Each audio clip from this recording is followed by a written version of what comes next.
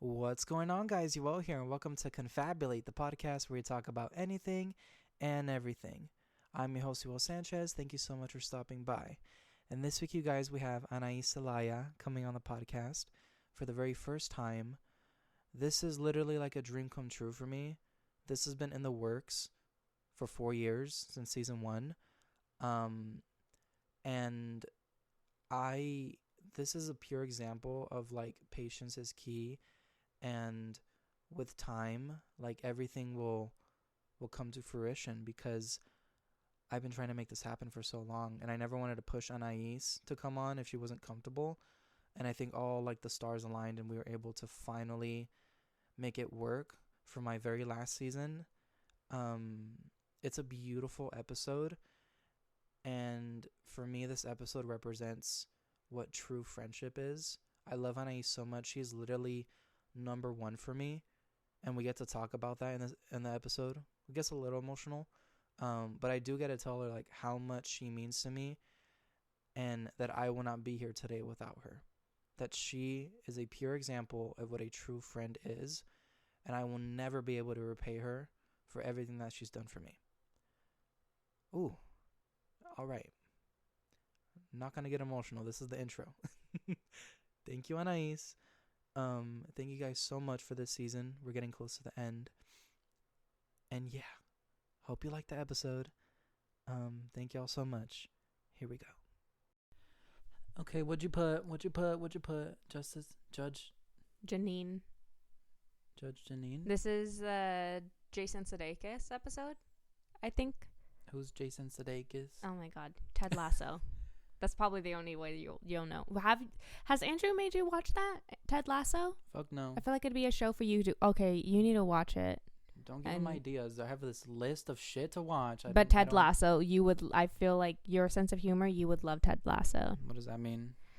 That it's great. I heard of it. I remember when it was like doing really good and getting awards and stuff. Yeah, and now I think they're coming out with either a new season or a spin-off altogether, where, I mean, a lot of the original cast isn't going to come back, but I'm pretty sure that Jason Sudeikis is still playing Ted Lasso. Okay. But he's here hosting SNL? Yeah. Oh, Pete Davidson. I know. Handsome man. Ooh. I'm so happy he's going to be a dad. That's who's the baby mama? Her name's Elsie something. I don't know. I think she's like an influencer or something. Oh, I never heard of her. Me neither. But she's really pretty. And she seems really sweet. You guys' tattoos removed. I saw that. Dude, I know. Most of them. Yeah, most of them. I think he said he kept a few, but yeah, they're gone. You said he was in SNL 8 years? 7 years. 7 years. If I'm remembering correctly, which I think I am. I remember when Adele hosted.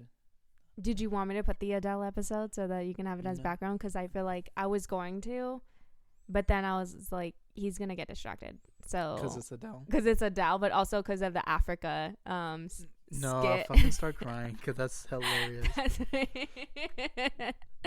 Anything that has Adele, and well, I mean, her and Kate McKinnon did so well, but like the fact that Adele was actually able to make Kate McKinnon laugh during that part was Maya Rudolph so was funny. In that one too. Maya Rudolph. Yes, she was. And then what's her name? Heidi. Mm-hmm. She was also in it. I forget her last name. Heidi something. But I really like her. I mean, how much can you like somebody if you don't know their last name? But I do really like her and Mikey Day, their friendship on SNL. Like, honestly, makes such great skits. So yeah, I loved Adele's. It was one of, like, she did great, but it's not one of my favorite like episodes of SNL. I think some of them could have been better.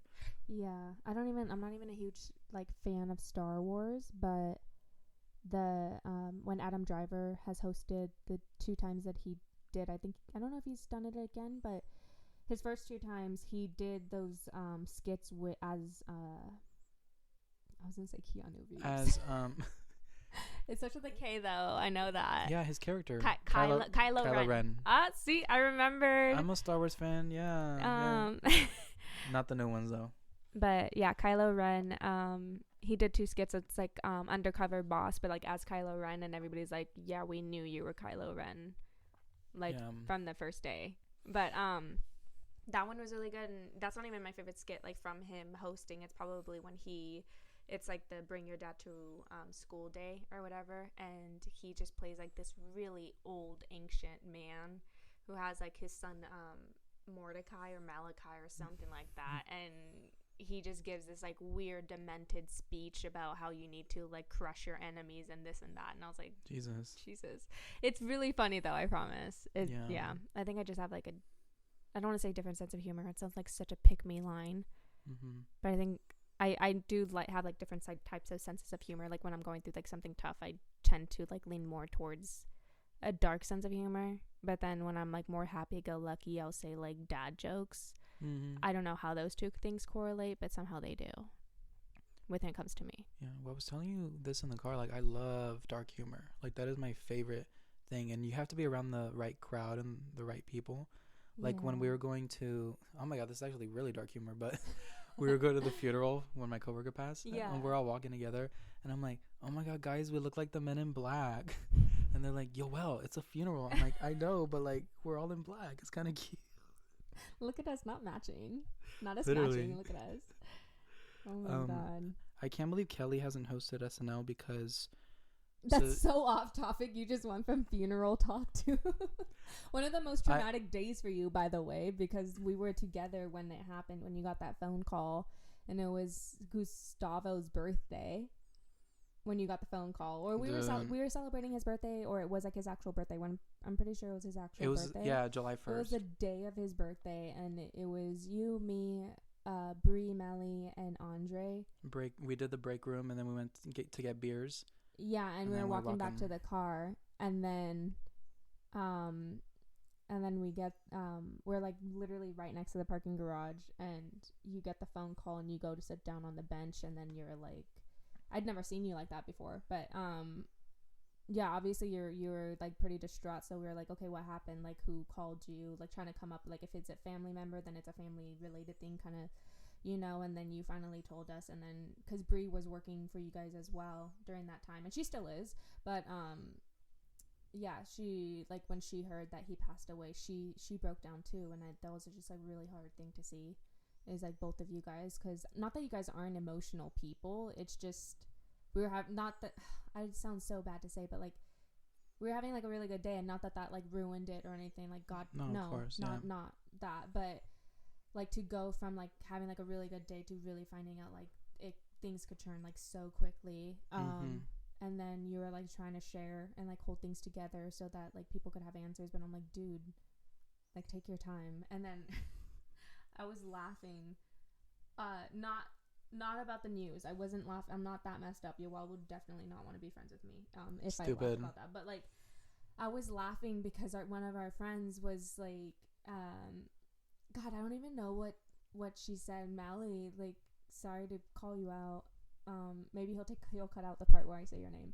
But I don't even know what she said, but she said something that like made me laugh, and I looked at her and she goes, "What? I don't do good when it comes to like serious things like this." And I was like, "Their coworker just passed away." And she's like, "Yeah, but like I don't know what to do. Like do you wanna," like, she was offering a hug, but the way she was offering it, like, she did not want a hug. It was kind of one of those things. She was like, "Oh shit, like this is serious. Do you guys like need a hug?" But then like once you guys declined, like it was more of like a sigh of relief. But I was like, yeah, I'm not good in emotional situations either. I just know like I cry very easily, but when it comes to like other people's emotions, like I try to help as much as I can, but if I don't know what you need in those situations, then I don't know how to try to help. And I'm always like a fixer. Like I always want to make people feel better, especially if I know what they're going through. But it's hard sometimes, like being able to read people. Do you remember you and I just walked to the wharf after? Like we all separated. We went on our own paths, and you stayed with me, and we just walked to the wharf. Yeah. That was a crazy day. Yeah, July 1st. It's Gustavo's birthday. I love Gustavo so much, but all I think about is him. It's been 2 years already. Like time just fucking flies. I know. And yeah, that day was crazy. Like I know what blood, sweat, and tears mean now. I would hear that throughout the years. Oh, my blood, sweat, and tears. This and like, okay, I get it, bitch. Like, you worked hard. Like, you don't have to say blood, sweat, and tears. Yeah. But in that moment was like dripping sweat, crying my fucking eyes out, and then boom, bloody nose out of nowhere, blood everywhere. Oh my god, Do you forgot remember? about the bloody nose. Yeah, Yes. literally, like you were.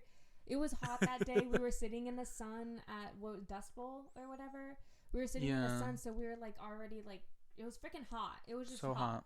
And we were walking back to the car, and so you're just like sweating more, and then like you find out the news. You're sitting down, and out of nowhere, you're just like dripping blood.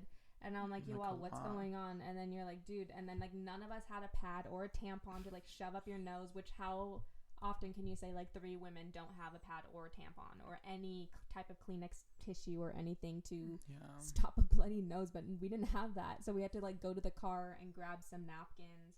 Yeah, Brianna took off her crew neck. Yeah, her Nike crew neck, and then I had it. Gave it to you. Yeah, I'm like, Brianna, that was really not your sweet. sweater. She's like, I don't give a fuck. Use it. I'm like, oh my god. That was such a like selfless moment of just realizing that like you guys are both going through such a difficult time, and the rest of us have like no idea because we don't know them. So seeing it on the outside, like watching people go through grief, I think it was like one of the first times that I was able, or one of the first times that I was like seeing it and like not feeling the grief myself, but still being like, what do I do? Because I'm freaking out. Like, how do I help in this situation? Which is why like we sat for a while and talked about it. And then once we felt like everybody was ready to like go home and like they're okay to drive and stuff, but I don't think Bree drove herself. I think she carpooled with somebody. So we like that was taken care of. We made sure that she was gonna be okay, and then I was like, dude, I know you. Like, do you want to go for a walk and like not talk? Or I wasn't ready to go home. And I was like, I know, like that must have been like a really difficult situation. So I was like, if you want me to stay, I'll stay. If not, I'll hitch a ride back with like Melly. Like, I'll do whatever you like. If you need space, you take your space, because I also know like you cope in like a different way than I do. So I was like, just tell me what you need, and I'll make sure it's like done, kind of thing. And so when you took me up on the wharf, like on the wharf offer where we just walked over and then sat where the benches are, I was like, oh my god, he actually let me come. I was like excited. But yeah, it was just, that day was just, it just seemed really hard, and I wish that I could have done like more, I think. Bitch. But it's also like, I know I'm not smoking out of your thing anymore. Okay. That is actually one of the reasons. So I've been getting this a lot lately about like traveling a lot. Mm-hmm. You're like, oh, you love to travel, you're always traveling. And I'm like, one of the reasons is because my coworker fucking, died in a motorcycle accident at 27 years old. And I'm like, he was so fucking young, right? And not even 3 months after we went to go see Ed, and I totaled my fucking car, and I almost died myself in a car accident. Ever since those two things, it wasn't me. That car accident was with your sister. No, and I know. You went to go see Jamie Miller. I'm only bringing you because I saw you the next day. Oh my god. Because I saw. Yeah, I can't. Yeah. Okay, sorry. You continue. Yeah, I saw Ed in Oakland with Samira, and that was the night we're driving back, and I'm tired, dozing. I'm dozing off, and I'm like not even in San Jose yet. I'm like, this is gonna be such a long drive, and dozed off, fell asleep, and fucking totaled my car. And how things were going, like I was supposed to die that night, because that's just what usually happens. Like, I was supposed to hit a barricade, hit a car, and things were supposed to go much worse than they were. Is that the brother? Oh, it accidentally skipped one. That's what's Kieran McCulkin. Yes, Kieran yeah. Okay. I got distracted. No, I'm looking because he has facial hair now, and I see him with a clean face. I'm like, he looks like Kieran, but looks different. Macaulay, you mean? Macaulay Culkin is the one married to Brenda Song, and then Kieran Culkin is the other brother. There's like a bunch of brothers. One of the other brother, they have another brother. Well, they have multiple, but the third brother, he was in Scream 4. He played the bad guy, which was pretty cool. Did I see that? I don't know. No, I tried to get you to watch it with me, but you said you didn't want to, so we only watched the first one, and I think the second one, and then we went to go watch the new one in the movie theaters with Katie. Yeah, I've seen the two new ones with Jenna Ortega and the sister. Yeah. And then, I saw the one with Hayden Panettiere when I thought she fucking died, but bitch came back. Yeah. And maybe one more. fuck, talk about getting distracted. Oh, look at him when he was a kid. Yeah. Oh, That's not him though. That's his brother. Yeah, and then there's Home him Alone. like on the ground. The adults didn't even touch him. Bro. That sounds so bad to say. Yeah. Oh yeah. So. Did you get it? Yeah. So no, since those two traumatic things, I promised myself I'm gonna say yes to more things, and I'm actually gonna accomplish things I want to accomplish and go to the places I always wanted to go to, because you can freaking like pass away any fucking day. Like tomorrow's not promised, so you have to, do everything you want to do. So that's why like I'm gonna travel. I'm gonna do everything I want to do. Every concert, I text you, let's go to this concert. Let's go. We have to do more things and actually live life, because what a shame it would have been if I would have been gone and I didn't get to do the things that I always wanted to do. So that's a big reason why I keep traveling. Kind of a sad reason, but that's the main reason why. My leg's gonna fall asleep again. Let me move. Do you want to sit differently? I have a seat over here if you want to. No, I'm good. But I did want Do you want to sit back? Let's see here. I'll move this. Yeah, move that. We should have gotten you situated too. Cause, girl, I got thighs and shit. I can't sit crisscross applesauce like you. Let me see. Dude, I have messed up knees, Ooh. and my doctor has said to stop bending them at a 90-degree, further than a 90-degree angle. Well, not. You've always had fucked up knees. I remember cross country. Yeah, it was. It's because I used to, when I would sit down, I would sit on my knees constantly. We were driving in a car. I'd sit on my knees, like in my what is it called? My seat, my baby seat or whatever. Car seat. Thank you. My God, that was so bad. In my car seat, and like I would sit on my knees. Like I just have really bad knees. If I wasn't sitting on my knees, I was sitting like crisscross applesauce. I was never sticking my knees out or my legs out, because I didn't like that. And then like I was just very picky with the way I sat. And now I just have messed up knees. And as we are doing this podcast this entire time, I'm probably gonna sit crisscross applesauce, and then I'm gonna complain after when the mics are off, and I'm gonna tell you how my knees hurt and how I need to stop sitting like that. And I say it every single time, and I never change the way I sit because I like refuse to. But I can't sit like that for the life of me. I wanted to say that. Now I'm gonna tell you, because you never get to hear me out. Because you're always like, shut up. Well, I'm the same way with you, but... I interrupt you a lot. No, shut the fuck up. I'm going to do it this podcast. See? You see? I can't stop it. This is going to be the ADHD podcast. Like, this is what it... No, you're going to shut up, because this is when I tell you how much you mean to me. Oh, my God. And how much I love you. I won't make you cry. No, but I always say, because I need to fucking remind you that I think of 3 very difficult, heavy, traumatic experiences for me. I'm so happy I get to say this on record and that people can listen to this and hear it. I also want to say Anais said no so many fucking times to the podcast throughout the years. This is the 4th year, and I finally got you on, and here we are. And you're so comfortable. It's super great. Okay, I don't want to make you shy. No, but I think of 3 very heavy things for me. One of them was getting kicked out of my mom's house and having to move to my dad's. And I remember you went with me to Walmart. We got fucking moving boxes. You helped me move. We went to my dad's house. You were folding my fucking clothes, my laundry. You helped me get settled into my dad's house. This is the beginning of 2022. And you were there for me during that very difficult time. And then another one was, again, totaling my car. You picked me up the next day. You took me to my apartment so I can get ready. We go see Ed Sheeran. I was in a very dark place. I did not want to fucking go to that concert, but it's Ed fucking Sheeran. I would not have... Thank God it was Ed, because I just wanted to just cry and just... all the emotions were hitting me that day. And I got to go see Ed Sheeran with you, and it was super fun, and we were front row. And you were there for me during that fucking time, which was very heavy as well. And then what tops it all off is coming out when I was 20. Was it 20? Yeah, 20. And that was a very dark time too, because people think you come out and life just gets better and you're yourself and you can finally be yourself. But it got darker for me months after that, and that you reached out to all my friends at the time. A lot of them are still my friends, but you reached out to a lot of people, and everyone wrote letters. You set up this basket, fucking candies. You wrote notes, all these handwritten letters, pictures, which I still have all of that to this day. Not the candy, because it probably went bad. But I have everything to this day still. because I can't even imagine. I never would have thought someone would have put that much effort and time for me. So that left me like blown away. So I think of those three things in my life that you were a part of, all three of them. And that's why you will always take the cake. You will always take the first place trophy for me. So I got to tell you this in person. Without You're welcome. You're welcome. And yeah, I just want to say thank you so much. And that's why this means so much to me that I wanted you to be a part of this season, my very last season, because you just have to be on. So I'm very happy. You made it.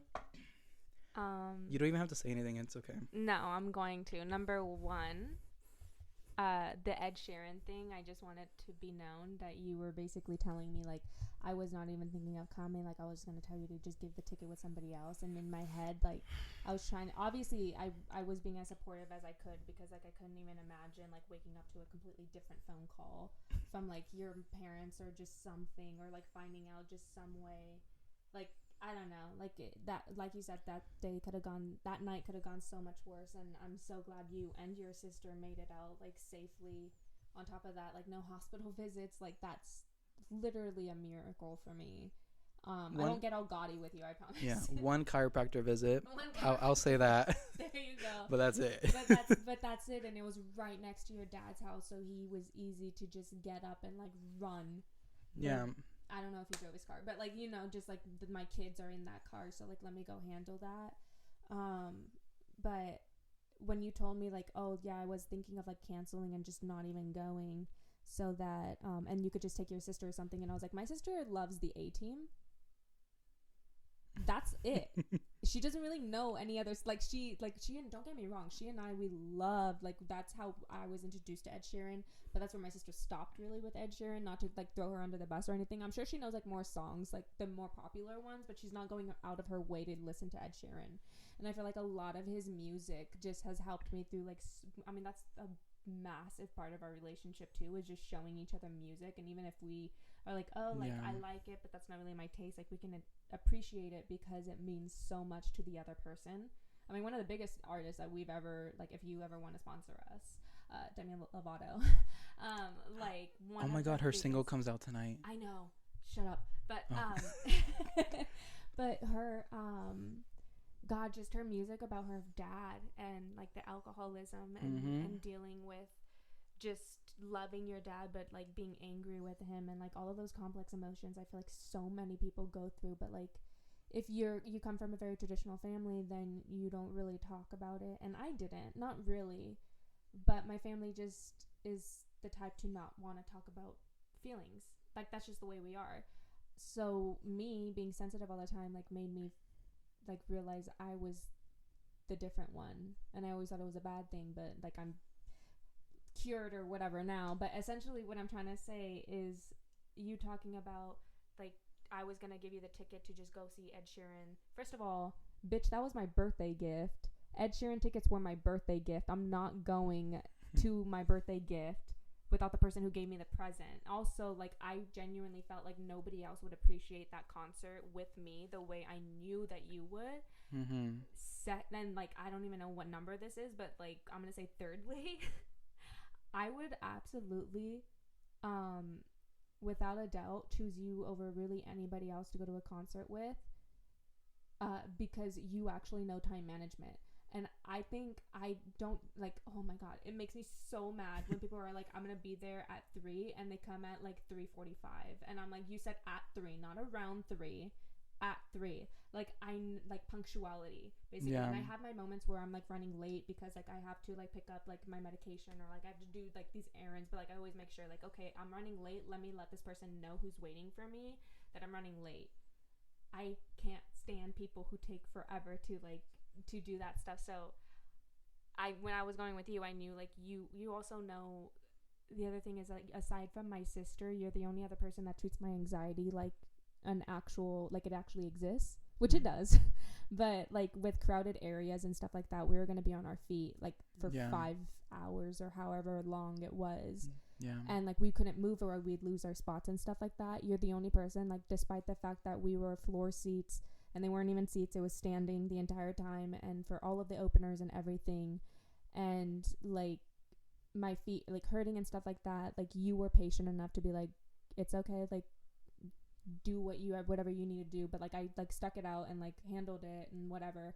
But to also just like take people like pushing me around, and you just like got to a point where you were just like putting your arm kind of like around me, like to push certain people away because it was getting obvious that they were like trying to force their way to the front, or like you would move me out of the way, like just your way of protecting me when you know like I don't like being touched in general, let alone by strangers. That meant a lot. Number 2, because I'm gonna go on a freaking rant. With your mom, I just want to point out, I'm not trying to diminish like what happened or anything like that. I live right across the street from your mom, like right across the street. So Yeah. I didn't drive like from like 15 minutes away or anything. Not that that would like take away from like what you're saying that meant, because I can't imagine that feeling. I mean, I've had my moments of feeling like neglected by a parent and stuff like that, but I've never been through that specifically. But I knew in that situation, my mom went through that when she was younger. When she was 18, she got kicked out of her house from her by her mom. Yeah. And I hope she's okay with me saying that. But she just, I know my mom had a really difficult childhood, and she made sure to do everything in her power to make sure me and my siblings got a better childhood. So we never wanted for anything. And so when you told me that, like, obviously I was like, holy shit, like my friend needs me right now. But I was also thinking like, this is like my mom, like somebody who doesn't need to go through something like this, just stressful or anything. Like, it's just very difficult. So I think I was just trying to like go into like not fix it mode, but like comfort mode. Like, let me try to help you the way that I can. And I know you're more of a like a doer than you are a like, I don't know what the opposite is, like a sulker. Like somebody who's just like upset about a situation, so they just like lay in bed for 3 days. That's me. That's 100% me. But you were just like, I was like, okay, what would your wow do? Like in this situation, your wow would be like, okay, let's get started. Let's go to Walmart to get boxes, because I'm pretty sure they sell it for cheap. What else do we need? Do we need any packing tape? Do we need any, like, I was just trying to do what I know that you would have done for me in that situation, which I feel like just shows kind of the friendship that we have. And I know I've been saying that I don't want to be on your podcast, and it literally has nothing to do with your podcast and everything to do with the fact that I hate the sound of my voice. I think I like get nervous. I say like and a lot. And going into speech therapy, it's made me realize even more like how often I like hear my voice, and then I'm like, oh my god, that's actually like. Very interesting, and it just hit me now that this is what you're studying and majoring in, want a career in, and that you don't even like the sound of your own voice. No, I don't. That is so interesting. I can get therapy for, but it's you can't change it. I mean, like not as much as like I'd want to, but it's not like I want a high pitched voice. It's not like I want a different voice. It's just like I just don't like the way my voice sounds. Like, I don't know how else to explain it. For some weird reason, I wouldn't like choose a different voice for myself, because I can't see myself having a different voice, but I do. No, I don't like it. Number 3, the letters. I think I was just so proud of you for coming out. And when you came out, you didn't make it a big deal, but you made it kind of like, okay, I do have some, like, because you and I mess around a lot. We just make a lot of dark humor jokes. Like, I mean, if I can't make a dark humor joke with you, I'll like, and you're hanging out with Andrew or something like that, I'll just tell Andrew, because like he watches It's Always Sunny and like all of these messed up shows, so I can like at least say like a messed up joke and he'll like understand it or something like that. But like, I think when it comes to like we were talking about this earlier, like our relationship is in a spectrum, in that like we can really talk about anything and everything. I mean, I really do feel like I can just open up to you about whatever I'm going through, even if you don't know what it's like or what it's like the whole story, you at least listen. But it's the fact that when you came out, I felt like I didn't have the best response, because in my head, I think the way that I don't really fully remember the way I responded, but it wasn't like I was like, are you sure or anything? Obviously I didn't ask that, but like it was more of a oh, like, okay, like that was it. Like that was really all of my response. It wasn't like Yeah. a speech of like, thank you so much for coming out to me, and like I appreciate you being so open and honest and this and that, which I feel like I went home that night and I literally researched like, what do you do when your friend comes out, Oh because my gosh. I didn't know like how I was supposed to respond, because to me it just like sexuality, I understand for a lot of people. Oh look, Ed Sheeran's on. Oh, shut the fuck up. We might need to pause. He was the musical guest. That's why. We might need to pause Okay, this. I'll rewind it. Hold on. Because I haven't seen this. Wait, what year? 2021. Okay, Yeah. this is during Equals. He probably sang Bad Habits and Shivers, huh?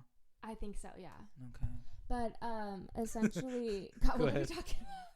I don't even know like what's gonna make it in. When you're writing the letters. Oh, when I was writing the letters. Oh, I went home that night and I was like, I talked to. Okay.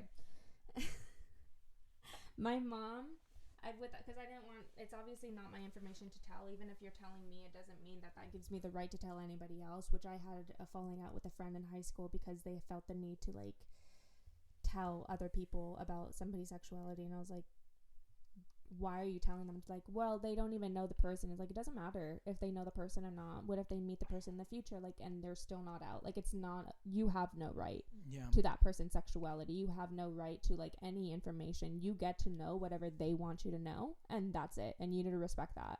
But so when you told me, it was more of like my mom has some very close friends who we grew up with, who I absolutely adore. Like, oh my God, I love them. I'm not gonna say like their names or anything like that, but like they're just very funny, and they're together, and they've been together for a very long time. They never had a family, but I grew up with them, and in my head it was always like normal for me. Like they were the same sex, but it was normal. Like whatever. Like I could see that they loved each other. My mom always said when two people love each other, you know, that whole speech. But she never said like when a man and a woman get together. It's always when two people love each other. So my mom was more open about it. She's not like she taught me about like gender, sexuality or anything like that, but when I had questions, she would answer them for me. So when it came to like that, I realized I never asked her like how she reacted when her friends came out to her, which didn't help because she was like, I knew them when like they were already out when I got to know them. So like like everybody knew, you know, and like I never treated it like it was anything. And I was like, exactly. So I don't treat sexuality like it's anything unless you make it like a very big part of your life. Then I will obviously like listen to you and do whatever I can to like better support you. But I know you specifically, like you saying like, yes, I am gay, but that does not mean like that's who I am. That's not just who I am. I'm also like I'm also a son. I'm a brother. I'm a friend. I'm like, I love music. I have like all of these different parts of my personality that I love and adore, and I want other people to like. I don't want people to be friends with me just because I'm gay. Like that's stupid. Like it's, you haven't said that, but like, you know what I mean? Like it's just, it's one of those things where I was just so used to like, okay, people have their own sexuality, whatever. Like it's not a big deal. Who freaking cares? But I'd still get like upset when people would like use like slurs and stuff like that to I don't know, just like an everyday conversation. But like I would just whatever. Like I would just move like forward and just like go on with my day and try to not let it bother me so much. But I think when you came out and I felt like I didn't react in the way that you deserved because you had been there for me in like so many different situations, I went home and I researched. I was like, I don't know what to do. Like obviously I want to show support, and I'm at that point in my life I was really really bad and uncomfortable with sharing my emotions because I didn't think that it was like appropriate. Now I'm the exact opposite. I mean, if you know me now, like I fucking cry over everything, and I mean everything. Like I'm happy, I'm crying, I'm sad, I'm crying, I'm anything in between, I'm crying. Like the other day, I don't even know, I was at my sister's house and we were sitting down and we were watching this TV show together, and I think I just asked her, I was like, how did you, like, it was just, like, she's just, in my eyes, because she is my older sister, but I genuinely think, like, a lot of people think this, like, she and my brother-in-law are so perfect. Like, they really are. And if she listens to this, she's gonna hate that I said this, but I promise I won't say either of your names, so don't worry, unless it slips later. But, like, they really have their life figured out. You know, like they met in high school sweethearts, which I'm pushing that out because that's not a thing. Like we're not gonna, like, that's not something that I can have. But high school sweethearts, they got married, they have their house, they have their own careers, they still like go on vacation together but spend time apart. They'll throw parties with their friend group, but um they won't like stick together like glue. They'll just like separate, and he'll go with all of his guy friends and she'll go with all of her girlfriends, and they'll just like hang out all night, and then like at the end of the night come together and like go home or whatever. But like they basically have, to me, what looks like life down to a T. And we've had this conversation where she's like, it doesn't always look like it doesn't always look the same on the inside. Like it's not always like rainbows and sunshine and stuff like that. And I was like, I know, but it's just nice to see that you have it. But I literally looked at her and I just said, I'm so happy for you. And I started bawling my eyes out. And she's like, why are you crying? And and if you know my sister, this is like literally, this is what she does. She's like, why are you crying? And I was like, just because I love you so much, and I'm so happy that you found him and you found like happiness, and like we've been through so much in our lives, and I know we have different stories and different things that have gone like wrong and stuff like that, but for the most, like you seem so happy. You have your job and your career, and you have your home, and you have your husband, and you have all of these great things. And I know like you still have your struggles, because everybody does. It doesn't matter if like, I mean, I see her and I literally see perfection. And I know she still goes through things that are like different, like trying to manage her schedule because she's working so much with her job. And then like on top of that, trying to see her husband and scheduling like dates and stuff like that. Like they have their own struggles, but it's like, for me, it's like, that's something I want in my future. So I see it as like, she has everything. But we've had that conversation, and I was crying, like I was bawling my eyes out. And then I was like, well, how are you so happy? And she's just like, I don't know, I just like, I am, like it's just the way I am. Like, and then she had like a deeper conversation with me of, like being more being supportive and stuff like that. So yeah, I'm a very sensitive person, but it took me a really long time to like feel like I could actually share that with other people in my life. So being able to write those letters, I'm so sorry to everybody listening, because this is probably like a really long explanation for those letters. Shut up. Keep talking. Anyways, like I think I just wanted to be able to share my feelings about it. And I think in that part of my life, I felt like everything, like the way I describe myself even today is like, if I'm walking down the street and somebody like spits in my face, I'll apologize to them, because I'll think that they meant to spit on the sidewalk. They didn't mean, like I always assume the best of everybody, and I'm always such a people pleaser, and such a like you could literally walk all over me, and it like I've grown a spine since then. It's a very thin one, but like we're working on it. But with you, when I came home and it just said like, you need like just show support, one of them was really funny. I was like reading different sites and stuff like that, and I went on Reddit for a while because I realized the sites weren't helpful, because they were definitely written by parents, because one of them said like, buy a pride flag and hang it up in your room. Jesus. And then buy extras to hand out to people on the streets. And I was like, dude, what? But I went to Reddit and I saw a lot of dark humor jokes on there too, which I have to look for this thing again because it was so funny, and I was like, he would like this. But I was like, based off of my reaction tonight, I was like, I don't think he wants to hear from me. Not that you didn't want to hear from me, but I was like, maybe just give it a day or something. But then I just started reaching out to people because I wanted to write a letter, but I realized how much more meaning it would have if everybody got a chance to write you a letter for this very specific, very intimate moment of your life where you're coming out to your friends, and it's like the next step for you feeling the confidence to come out to your family and to just everybody, and then just being out. So I reached out to Brianna and Giselle, and I sent like I think I made a group chat or something like that. I don't really remember. I spoke weed, so it's just you're funny. My brain is but it's just something. I just wanted everybody to take a part in it, and I think I got like maybe was like 8 or 9 letters in total. And then I went all fucking extra and wrote like freaking song lyrics and shit like that, thinking I was all deep. I was like, cringe. I felt like now it's cringe. You wrote down quotes from Kelly, Ed, and Adele, and Sam. Yeah, you're Sam. I was gonna say trifecta, but you're. And it was funny because I knew about all those quotes already, and the fact that you found them. Yeah. And you brought significant to the specific moment. I'm like, Oh my god, this Every girl. quote I tried to tie to, we at that point we had only been friends for 4 years, but you'd shown friendship that I'd really never received before. So, and it was like consistent. It wasn't just like hot and cold. It was always just there and present. And even if we weren't around each other, you would still like reach out and stuff. So I was trying to. Yeah. I was trying to be deep, but I was also just trying to show you that like I genuinely did care, and it's not that I was against anything that you said or anything like that. It was just solely the fact that I didn't know how to react because I always just saw sexuality as like a okay, like Oh whatever, like yeah. you know, you do And you. it is, Like I and did that's like how it should be seen. yeah. Yeah. But I think like nowadays everybody like wants a big reaction or like expects Right. one or something like that. So I just didn't know. I think I just got in my head way too much, and it got to the point where I was like, holy shit, like we're not gonna be friends anymore because he's gonna think I'm homophobic and like this and that. But Bitch. I, like, I know.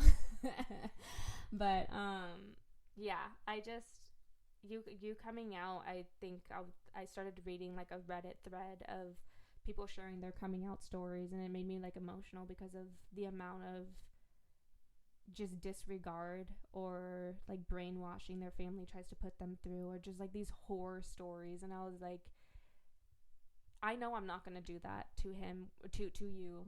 Like, I'm not going to make you feel like you need to question your sexuality because you're supposed to be attracted to like a specific sex or whatever. Mm-hmm. But I think I saw it more of a like, if he feels discouraged to like to come out to somebody in his family, I want him to at least know that he genuinely does have people around him that love him and care for him, and we're not blood, but you are family. My mom, okay, we got her an espresso. This is for the audience because this shit pisses me off. We got my mom an espresso for her birthday or Mother's Day, one of those things. Sometimes we combine them since they're like close together.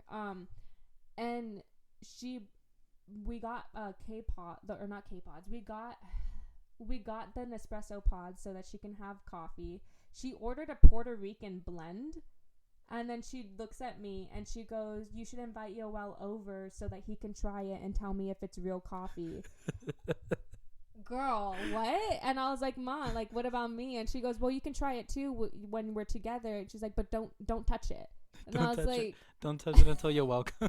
Don't touch it till you. I was like, well, I don't think he drinks tea all that much, or I don't think he drinks coffee all that much. I don't. I was like, he drinks more like iced tea. And she goes, okay, well, I'll look for like a Puerto Rican iced tea, but like for now, just do the. I was like, and she's looking at me and she goes, just text him, please. And I was like, Mom, I can guarantee you will make his day if you text him and ask him to come over and have a cup of hot Puerto Rican coffee with you. And she's like, and she giggled and she's like, okay. And then now she's like, Yoel and my mom text about going to wine tasting and going to Puerto Rico now. My family wants to go to Puerto Rico next summer. Yeah. Yeah, my mom's like excited about that because my mom seriously is obsessed with you. I'm obsessed with her. Yeah, she. When we did my sister's party, I just sent her the invitation the day before, and I don't even think she responded. But she showed up the next day to my mom's house. I remember you were in Sacramento. I sent you a selfie. Look who I'm with. And she just came by and had food and had a good time. I could when you sent me that, it made me so happy because I was like, look at her going out and about. Okay, queen. And sometimes because when she has days off, she likes to relax and just. I mean, that woman, she works so hard. So girl, she's working now. Like, what the fuck? I know. And has a flight in the morning, like. Yeah, so she gets off at 11 tonight, and then she leaves for the airport at 3 a.m. Jesus. And I was like, you're crazy. And she's like, all of my friends at work say that. And I was like, so you should listen and get a diagnosis because you're insane. But no, she's going on a flight, or she's taking a trip with her sister and everything. But yeah, I really am happy that like my mom is my mom because like she shows care and affection for people that like we genuinely care about.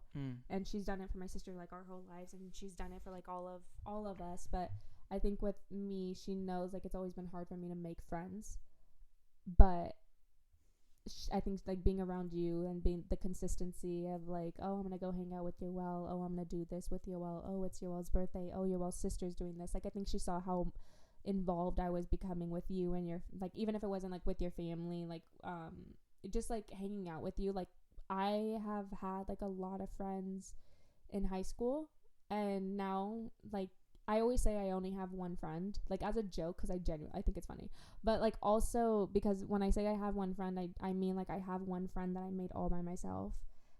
The rest of them are just friends that I've made like through my sister, which are still friends and they're still amazing and everything. But like I know I would never have met them if it weren't for my sister. And now they have all like my sister's whole group has essentially taken me in like either as like a like little sister, or they just see me as like my sister's little sister.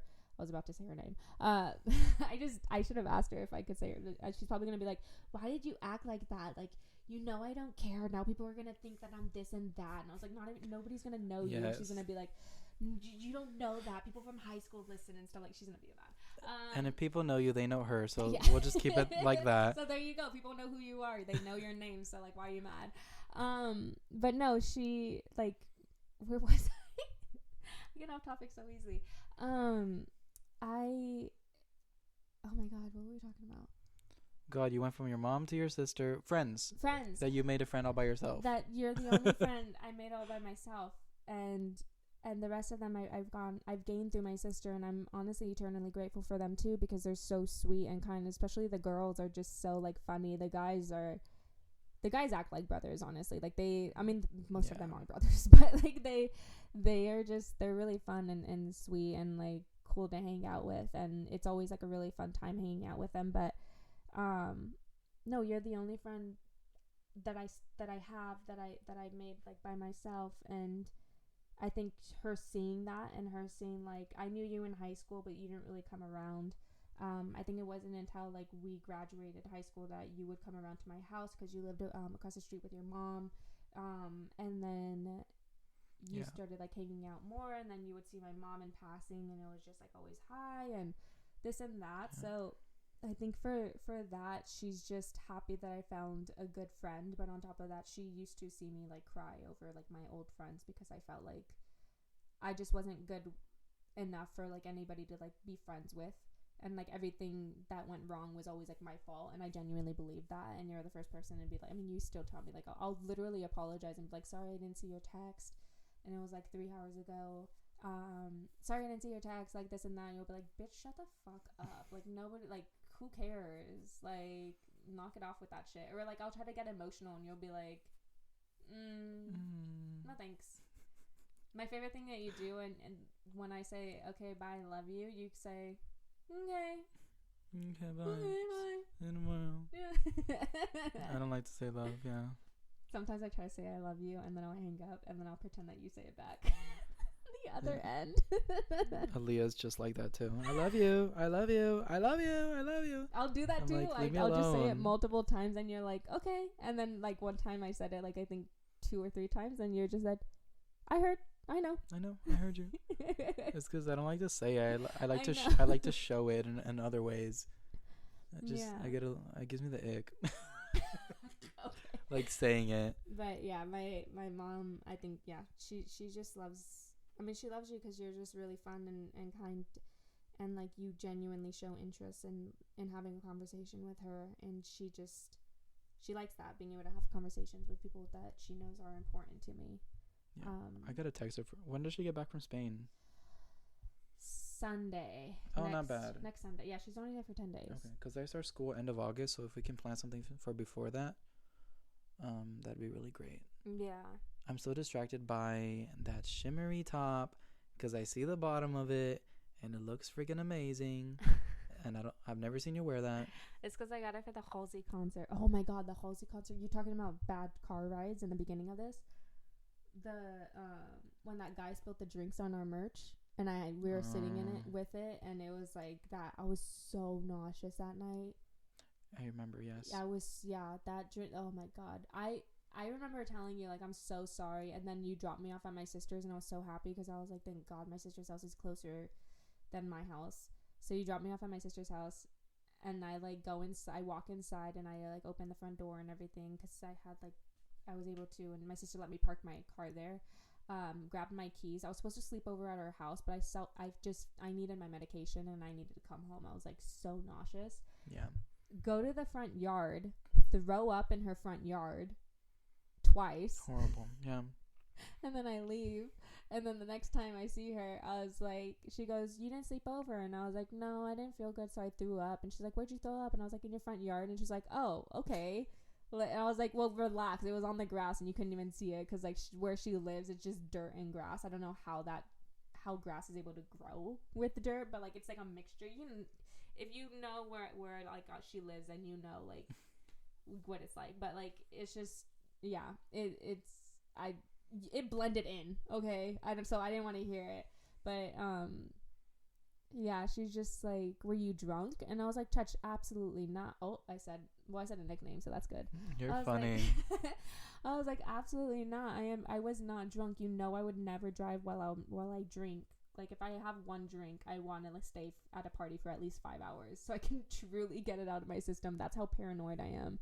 Yeah. But I also just don't drink anymore. But yeah, so I was like, "No, I wasn't drunk. I just felt so nauseous." And I told her the story, like the guy was being so annoying behind us. There were so many times where I was like, that day I did drink because it was freaking Halsey. Of course I'm gonna drink. And she did amazing.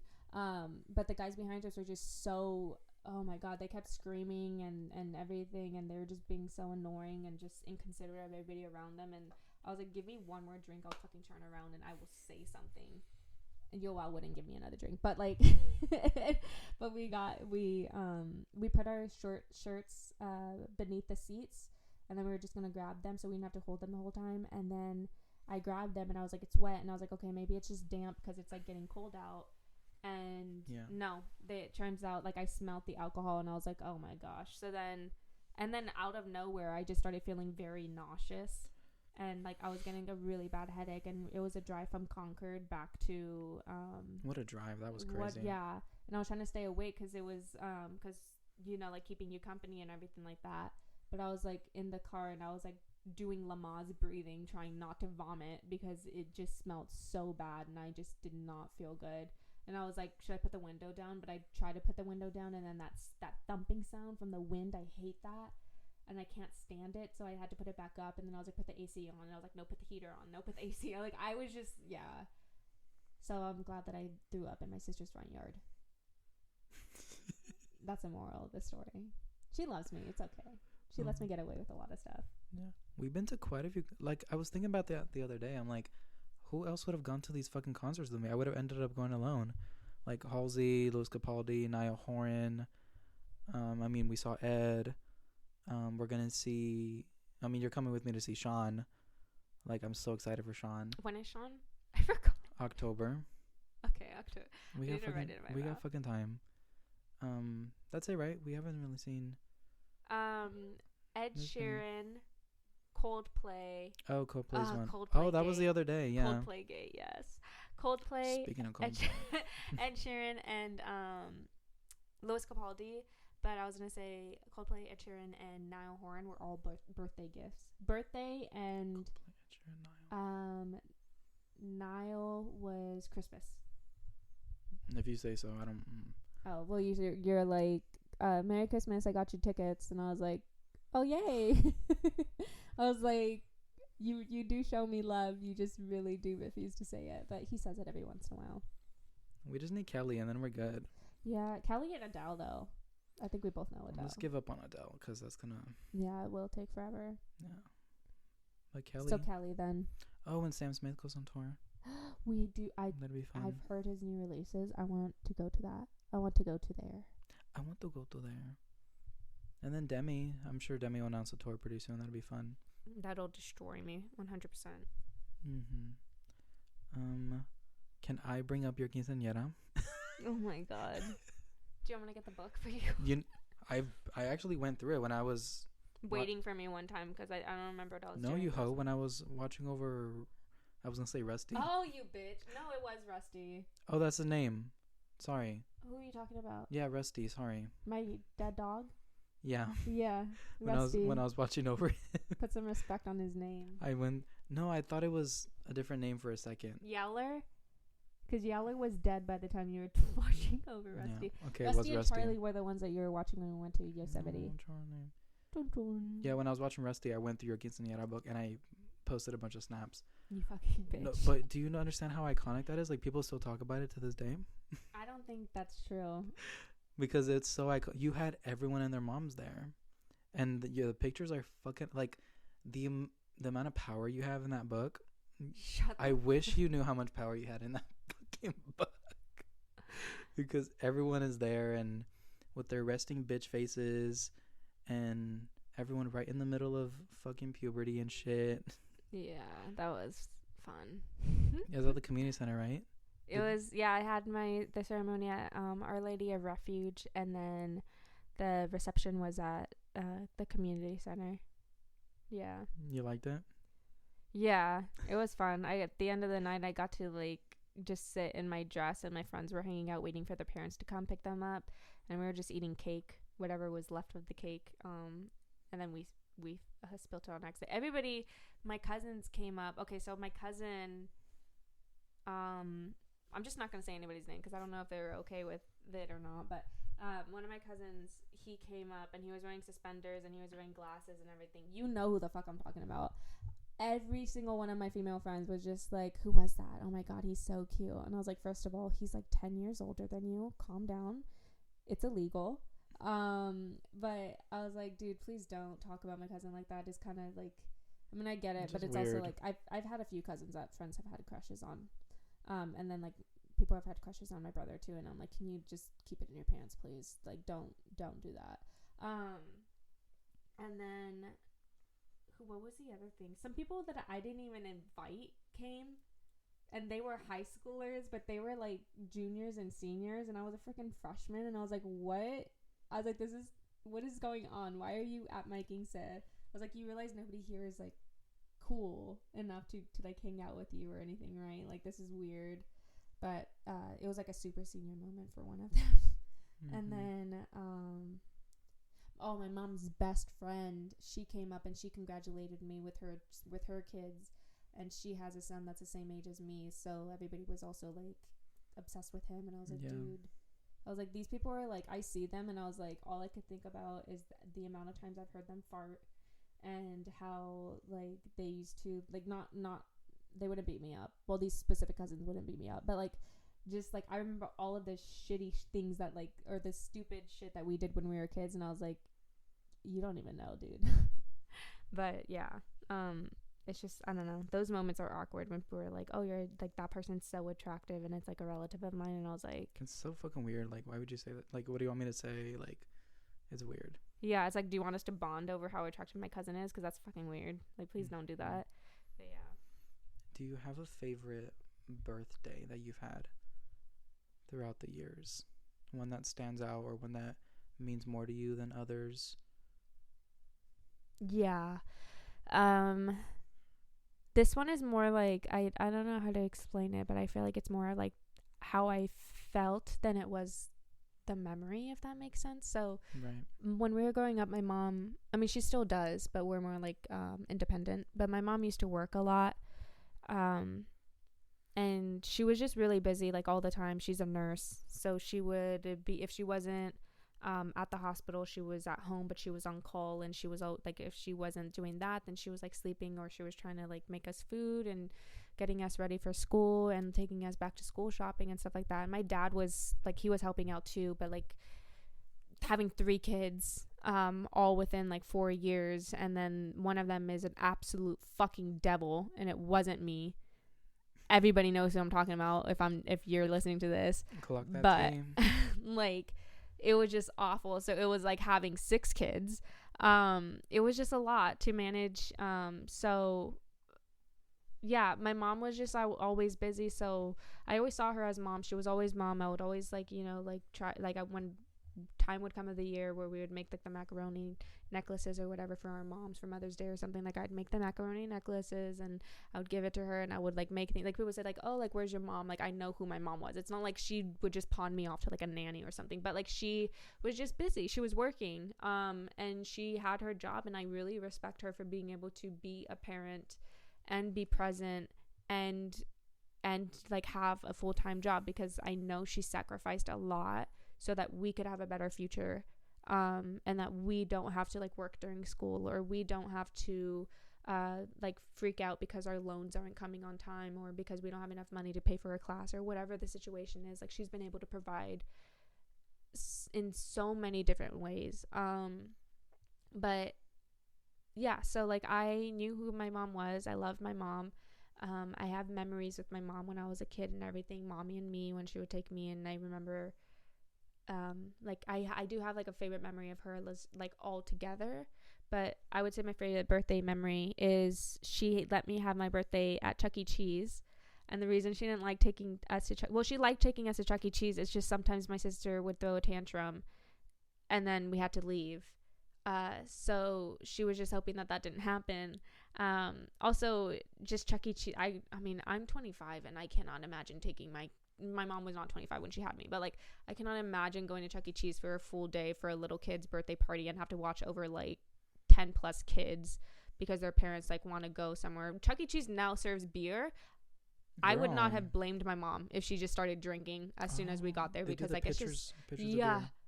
I don't blame them.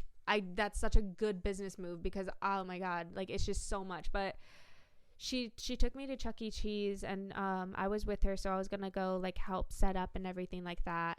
And at the time I was obsessed with My Little Pony. I don't remember, I think it was my 7th or 8th birthday. Either way, you're never too old for My Little Pony or mermaids. Catch me, I don't care. And she was so she gave me a bag and then she was putting other bags on the floor, and I think she thought I walked away or something like that, but I didn't, because she didn't say walk. I was a very like commanding child, so like it was like if you tell me to walk, I'll walk. If you tell me to stop, I'll stop. Like I was just it was like red light, green light. That was my entire childhood. So she didn't tell me like, oh, go take that inside or anything like that. So I thought I was just waiting for her, and then she puts a bag down, and then I put my bag down, and I see something inside the bag that I was like, ooh, what's that? And I was like it was a My Little Pony like set that she got me. I also loved Polly Pockets at the time because it was like the only thing that I could have where my sister wouldn't rip the head off, because you can't rip the head off of the old Polly Pockets. Yeah. I don't know about the new ones, but so, and I could fit them in my pocket. I mean, hence Polly Pocket. So God, it takes forever for me to tell the story. My mom, I didn't know that she knew what I liked.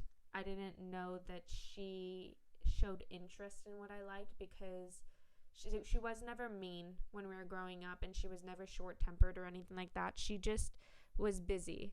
Like so the fact that I was having my birthday party at Chuck E. Cheese, like I really wanted, and then I was like, oh, that's my birthday present. Like my mom throwing me a birthday party, when I was growing up, like we never expected presents from our parents. It was always like they're throwing us the birthday party and that's our present. And it wasn't like that's what they taught us. That's just genuinely what we thought, and it made sense because it's like, okay, yeah, we know you're going through all of this extent. You're like paying for all the candy and like you're doing all of these things, so obviously that's your present for me. Like it's nothing else. So it was the fact that she got me a present, but it was on top of that, it was the fact that it was also something that I had been wanting for a while, and it was the My Little Ponies, and it was a set of 3, and I had the new My Little Ponies that they were just releasing. And I think it just like made me so excited, and I was like, oh my gosh, like who are, like I thought they were like my dumbass. I was such a stupid kid. I was like, oh, like are we gonna play bingo and this is one of the prizes? You're funny. And I was like, a Chuck E. Cheese, girl, really? But she goes, oh my god, and she was like, she looked so angry with herself because I saw it, and I was like, wait, but do I still get it though, right? And she's like, yeah, just can you act surprised when you see it? And I was like, of course I'll act surprised. I'm still gonna be excited because like I get to play with them, and I've been dreaming of having them. So yeah, my favorite memory is just my mom being my mom. Like she just being there and celebrating with me and getting me a gift that showed that she did care. Not that I didn't think that she did, but just that she took time out of her like really busy like schedule in life to get me a present that she knew that I would love, but also like that she knew what I loved. I guess because when you're a kid, you don't really notice how much your parents like pick up on. So it was just really that. She, every time it was my birthday, every year, she never asked me what I wanted for my theme. She always just knew what I would want for my theme. Yeah. until Twilight came out, and then she's like, okay, what do you want? And I was like, Team Jacob 100%. I want you guys to know it was just because I thought he was hotter than Edward.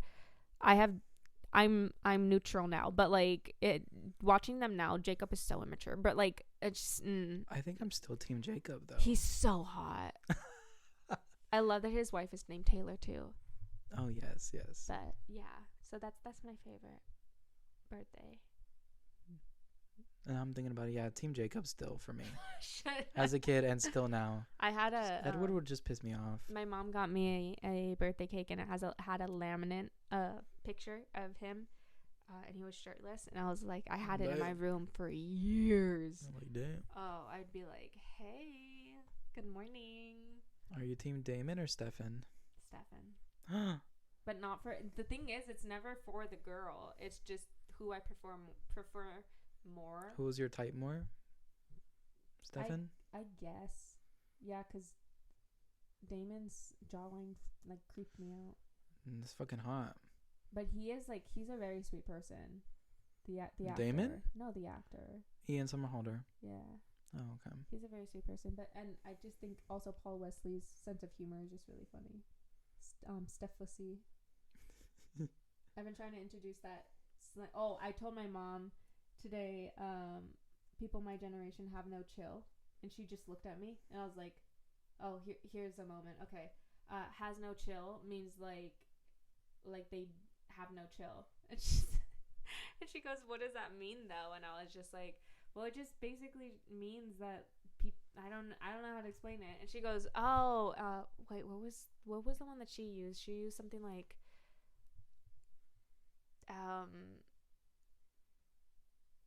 oh, they're frank. She said they're frank, and I was what like, does that mean? It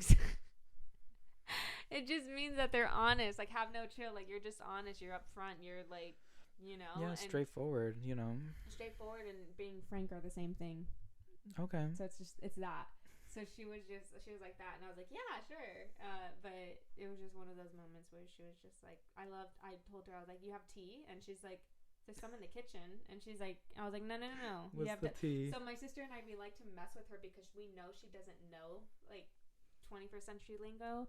So we'll say like, Mom, what's the tea? And she'll be like, I don't know, you have to check the cabinet. Like, I don't know what we have. And so we just messing with her like that. And one time I saw my mom rinsing a dish in the kitchen. My mom does not do dishes. So I was like, oh my God, Mom, are you washing a dish? And she looked at me and she goes, be nice.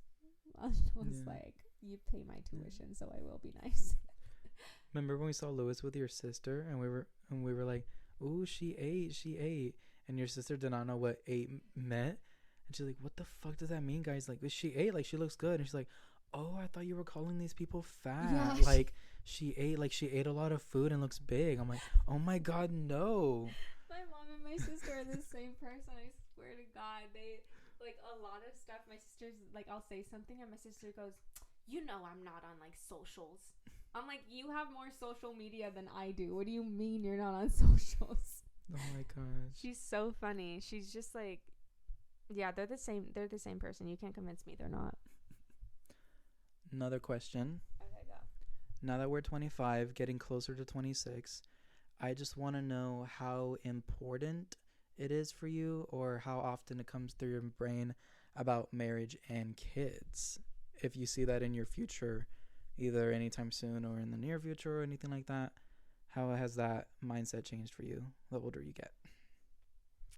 I think when I was little, I was the little girl who wanted like the Prince Charming kind of thing, which I feel like you meet me now. It's not like I'm the Antichrist or anything like that. But I still want Prince Eric, so, but go ahead. I don't see. This is where we argue because I don't see the appeal with Prince Eric. I genuinely Excuse you. Okay.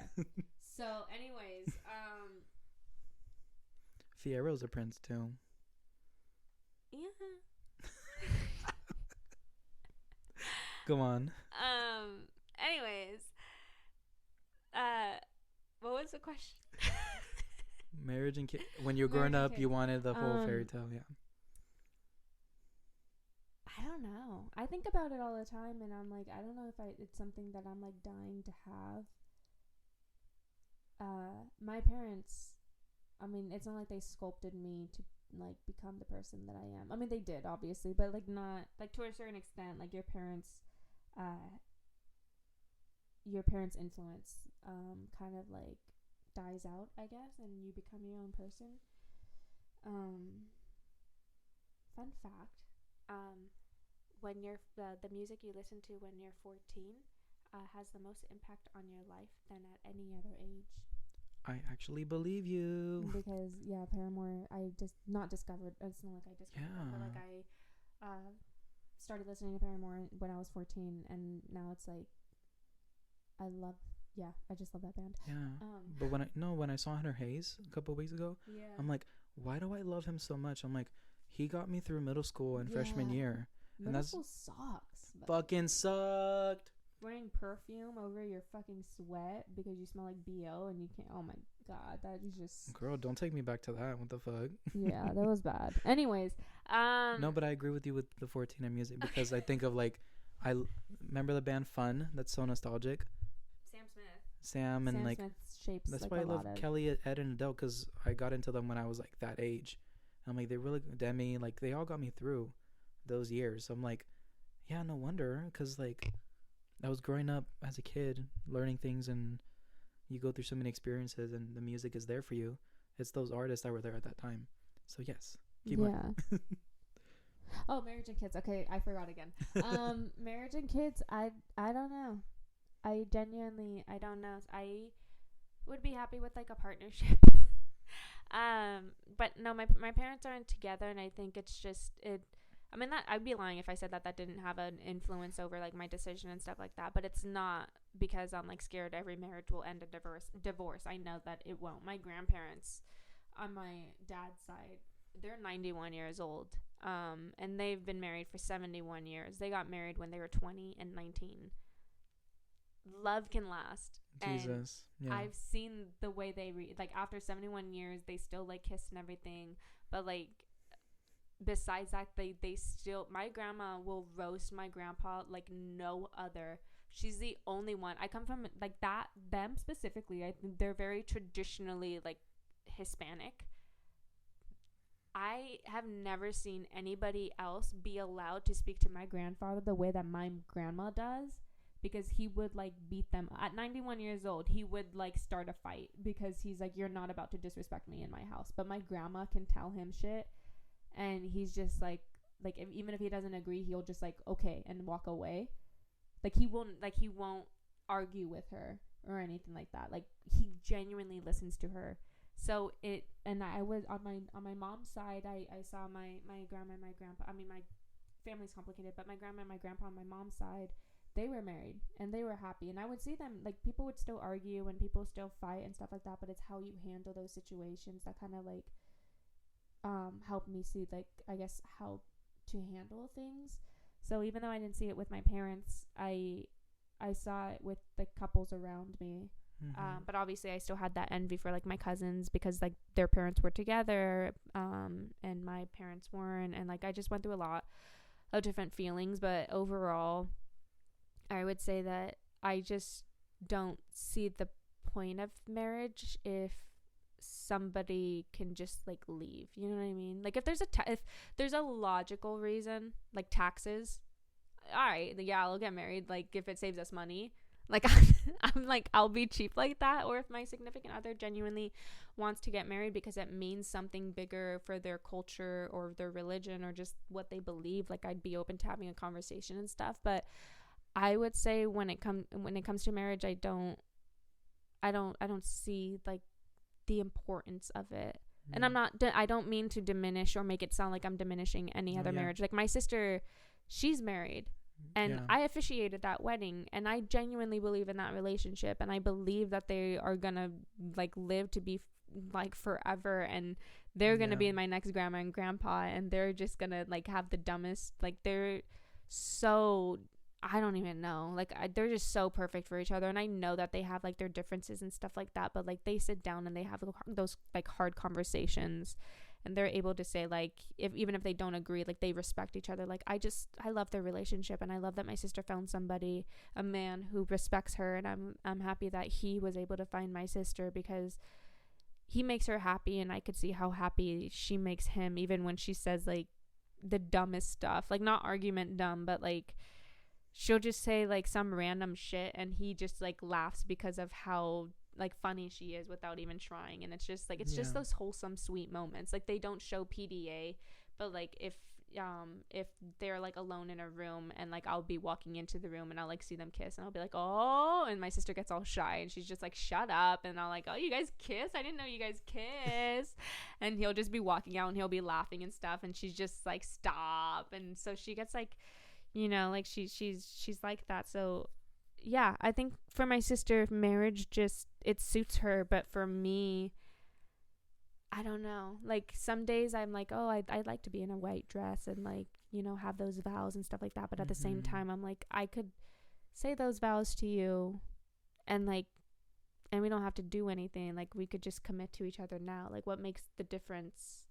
You know what I mean? I don't know how to explain it. Like, Yeah. I guess obviously the wedding ceremony and everything like that makes a difference, especially if you're religious. But for me, I'm just okay with finding somebody that I love and I know loves me, and settling down and building a life together with or without a piece of paper. I mean, I'm okay with either. But as for kids, I don't know. I don't think I do, but I figured if I ever changed my mind in the future, Yeah. I would just adopt or foster. Yeah. Just because, I don't know, I've always like, it's always sad that there's so many kids in the foster system and up for adoption and stuff like that. And it's not like I think I'm gonna change the world or anything like that, but if I can help even just like one kid, Yeah, because I've met people who have been in like the foster system, and it's not easy and it's not fun. No. So yeah, I think that would be like nice if I don't want kids and then I change my mind, or me and my partner change my mind in the future, then like foster or adoption. But I'm not going to go through IVF. And again, that's no hate to anybody who does go through any of those, like any of those what is it, not surgery, what is it, Just things, those kind of procedures. Procedures, there you go, procedures. Nothing at all, because I know how difficult and how tiring they can be, because it puts a lot of burden on the woman.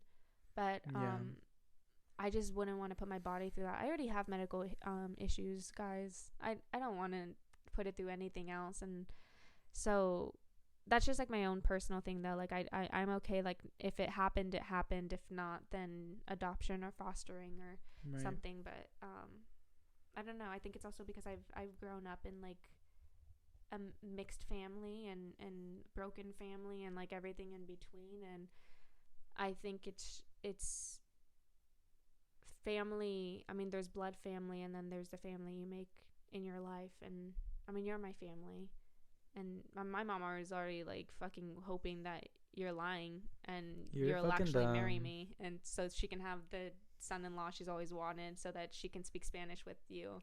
No. She does. She freaking wants you so bad in the family. But my brother, I mean, hey.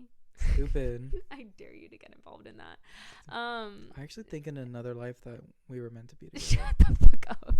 I just hate that I am like this, Shut the fuck up. But no, it's just, yeah, it's just something that I've always thought. I guess you have a little boo-boo. Yeah, I do. The head came off. A little scary. I know. She's cute though.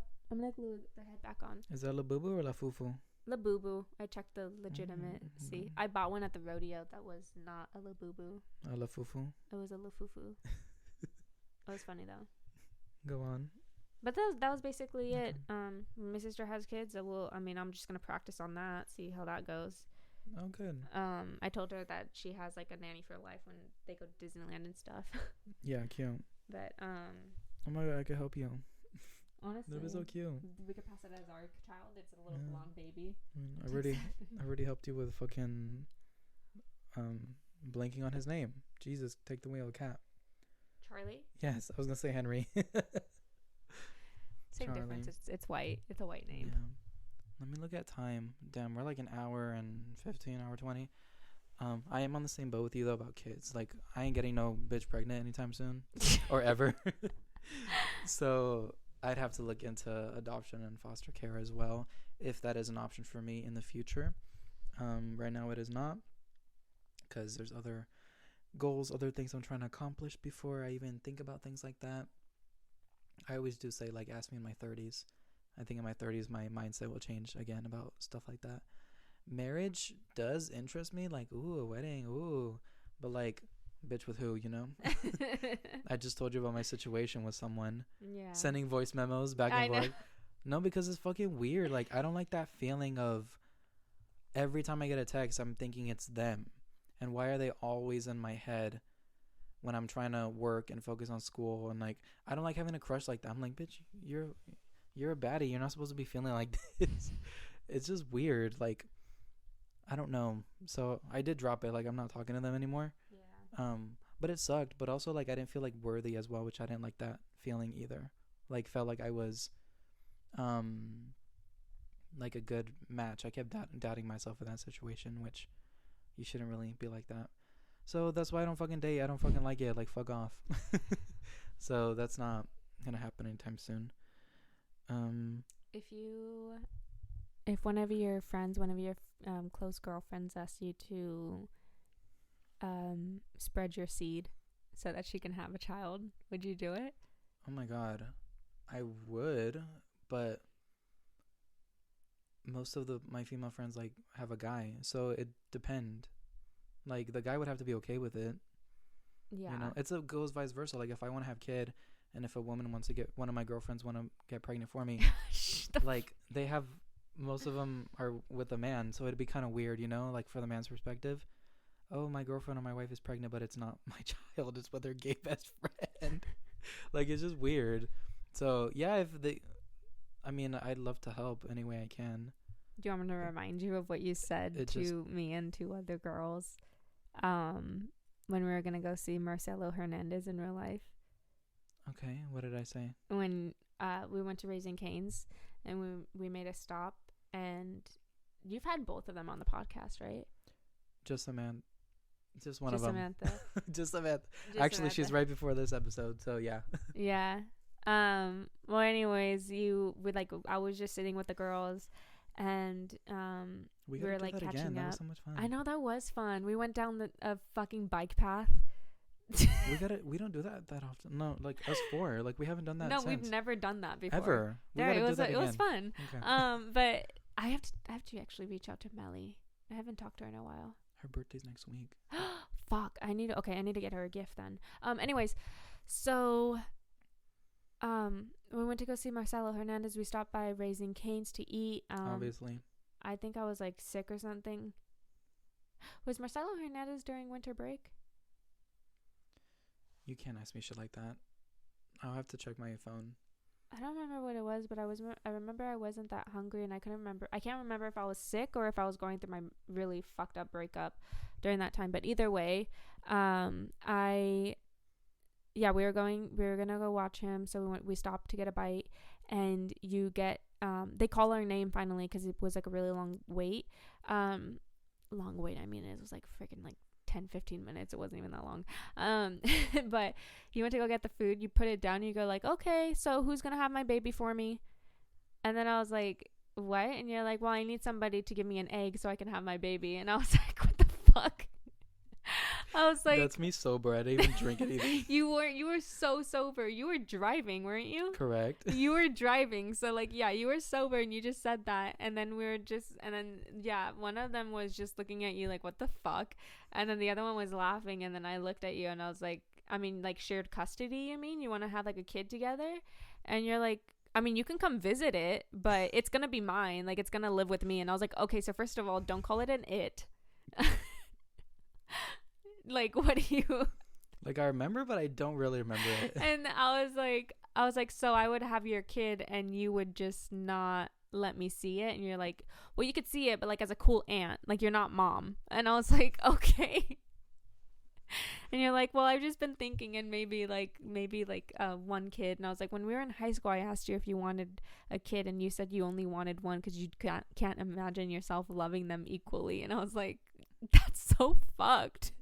Oh my god, my mindset has changed quite a bit. Yeah, and then it was like, and then you're like, plus I could teach him how to do tennis, and I can't split my what was it? I can't split my schedule any further than one kid. Oh my god. Well, I was just talking.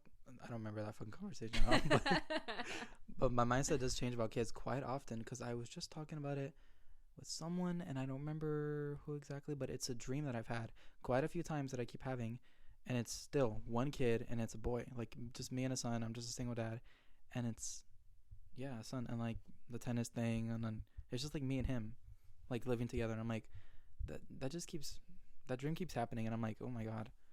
So I think it will happen in the future, but yeah, that keeps happening, and I don't know.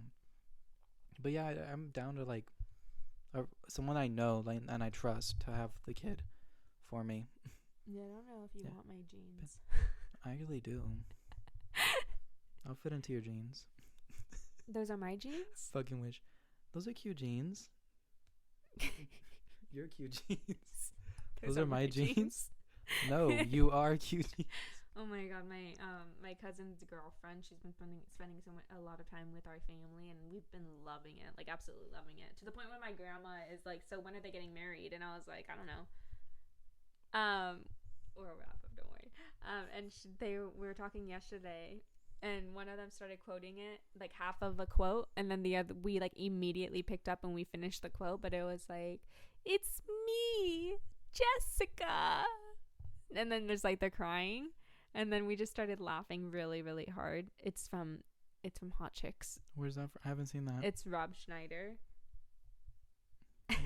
Where's that from? And not Anna Kendrick. And Anna Farrell. Who? Not Farrell. Ferris. There you go.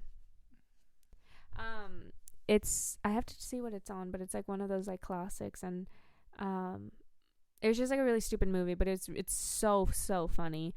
And we just started like laughing really hard, and we were like, God, we have to watch that. Grandma would love that. And we're like, no, she freaking wouldn't. She would think that this is so weird. And Grandpa is, you have to keep in mind, my grandparents are 91 years old. My grandma is very open-minded. My grandfather is very not open-minded whatsoever.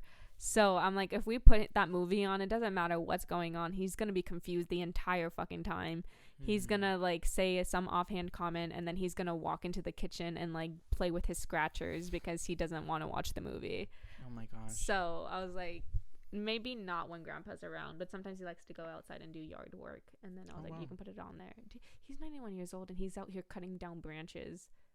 Wow. What a blessing, dude. My grandma just turned 80. I know. And I'm like, what a blessing, like, for them to have made it this far. But 91 is insane. My grandpa told my mom the other day, he goes, I think it was at his birthday. She goes, Pete, 91, like, how do you feel? And he goes, well, I didn't think I'd make it this far. And I was like, Grandpa. Because I mean, he had like a lot of accidents when we were younger, because he was he worked in the fields and stuff like that, but then he also, like, he had other specialties that he did, but he was also just so busy, and then he like retired, but he's 91 and he's still active on the ranch pulling weeds, and we have 8.5 acres of land. He's just out there like pulling weeds, feeding the horse, putting water for the horse, like chopping wood, and like just doing all of this shit. And he just looks at my mom and he's like, yeah, I didn't think I'd live this long. And I was like, Grandpa, you fell off of a ladder cutting off a branch. Like, you fell like very far off of a ladder. He had a stroke when I was pretty young. He had like some other like things go on, and I was like, I'm so happy that you're still alive. But yeah, no, he's funny.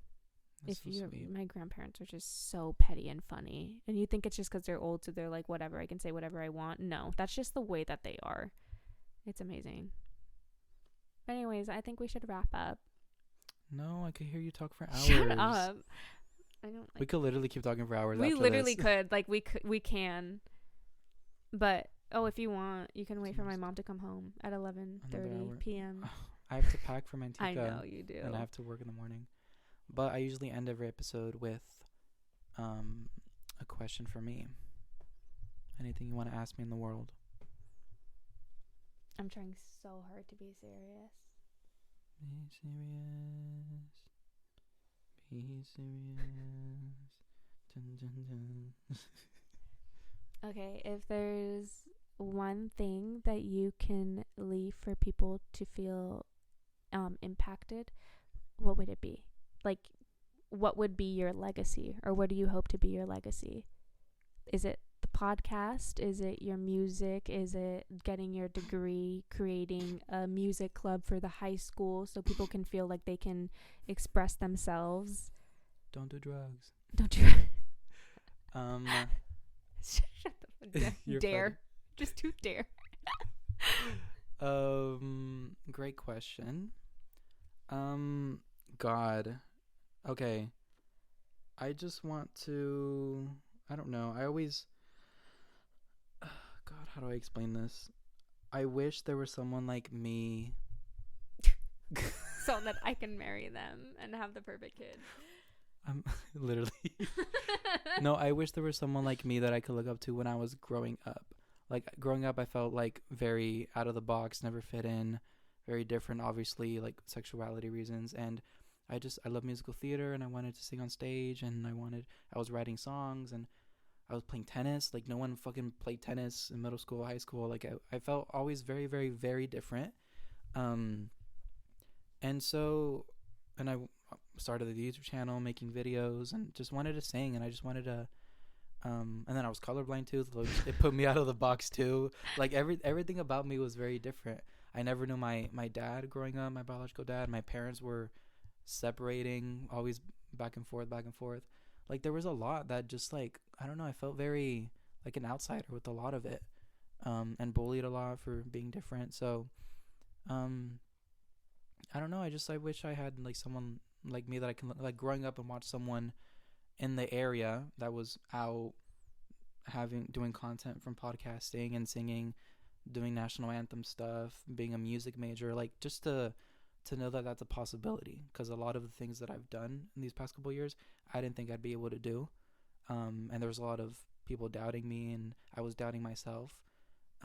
So yeah, just that you can do whatever you want to do and don't have to listen to anyone, because it's your life. Now that I'm very close to getting my music degree, and I've been able to do like 100 something episodes. The YouTube channel has like over 30,000 views, which is great, and all the singing I've been able to do. So just that, yeah, just and to take the arts more seriously. That's probably the biggest impact. People like to talk down on the arts, but people don't really realize how important it is, and that it is a necessity. That is how a lot of us express ourselves, and it is very healing.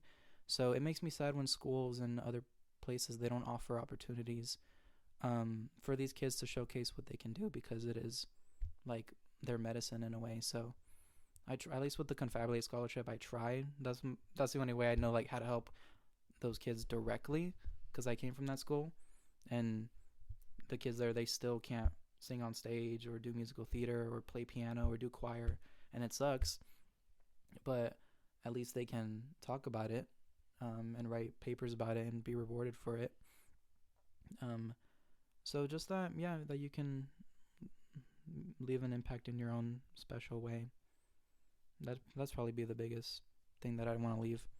And I always tell people that too. Like, think about how you can leave an impact before, your time on this earth is done. Like, be proud of what you did. What have you done? Give back in some shape or form. Even if it's small in your eyes, it could be big in someone else's eyes. So yeah, that's it. And scene. And scene. We did it. Thank you so much. Of course. Thank you for having me on. Ooh. How many years? Of what? Of friendship or of this podcast? Of this. This is 4 years, season 8. Oh my god, next year will be our 10-year anniversary of being friends. Really? Were we 16? We're 15 or 16. It's interesting because I was about to start yapping again. Here we go. This can be the bonus. Know that I always knew who you were. So did I. And everything was always very natural. Obviously, things got closer when you started dating my bestie. Okay, we don't have to do things for that. And then it was like you said, it was after high school. But even though I still don't remember what that turning point was after high school, like when you and I started hanging out, by ourselves, and I like started coming over, like picking each other up, because before it was always friend group stuff. You invited me out. On a date? No, you bitch. Where? Like I don't remember that first. Like, I think it was to watch a movie. So sounds like me. it was your best friend and then my best friend. We essentially just formed our own group of 4, and then later, Melly and Andre joined. But when it was just like the 4 of us, after I broke up with your bestie, I thought that you would like. I was thinking high school, so I was thinking like, obviously he doesn't want to be friends with me. I broke up with his best friend. That loyalty is loyalty, and this and that.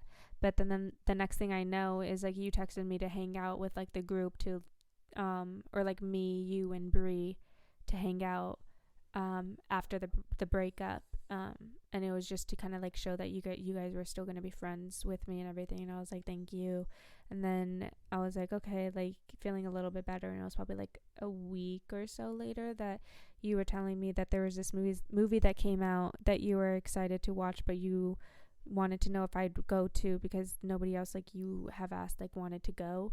And I was like, I don't remember what movie it was, but it was. What was that? It was a good movie. Was it Ugly Dolls? No, I never watched Ugly Dolls, remember? Because you watched it without me, so I was like, fine, I'm never going to watch that movie then. And you're like, no, I'll watch it with you. And I was like, no, it's not the same because we're not watching it together. Oh, shut it. Are you still mad at me so about petty. Fantastic Four?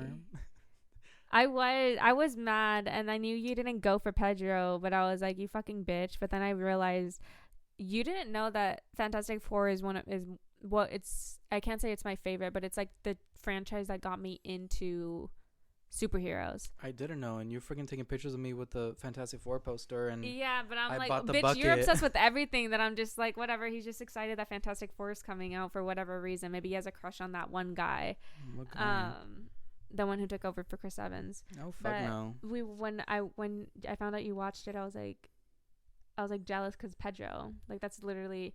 But then I was like, I still want to watch the movie and everything, and so you're like, first of all, bitch, Pedro who? Like, I went for, because it's Fantastic Four. I love that anytime I, like, try to give you any attitude, you get so defensive, and you're just like, first of all, Pedro who? Second of all, you should know that Fantastic Four is my favorite movie, so obviously I was gonna go watch it. You never expressed interest. Like, you were being so stern, and I was like, okay, first of all, bitch, calm down. And then at the end of it, I was like, damn, are we about to fight? We're gonna fight right now. And then at the end, you're like, but anyways, I'm sorry I went to go watch it without you. Let me know if you want to go watch it again. And I was like, of course I want to watch it. But you want to go watch it now? At least, you know what movie I am waiting for? Because I know you showed interest in watching it together was the I Know What You Did Last Summer. Yes. So I'm not going to see that without you because you already said you were interested. And I'm like, yeah, Prince Eric's in it. So obviously I want to watch. I don't give a shit about him. I swear to God. So we gotta watch. I'm just excited to see the original cast members make an appearance, and then Jennifer Love Hewitt, you bitch, and Freddie Prinze Jr. But yeah, I think that's basically it. Yeah, we're good. Yeah. Sorry for the long episode. Sorry if I'm not entertaining, guys. I'm like, you're so entertaining. I don't know what to talk about. All right, thank you guys so much. Bye.